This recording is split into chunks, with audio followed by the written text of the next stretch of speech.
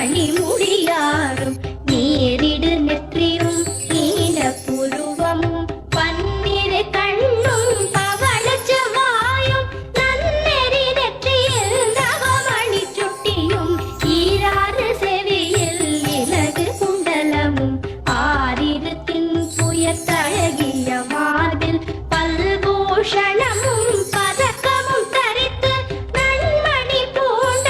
நவரத்ன மாலையும் முப்புரி நூலும் முத்தணி மார்பும் செப்பழகுடைய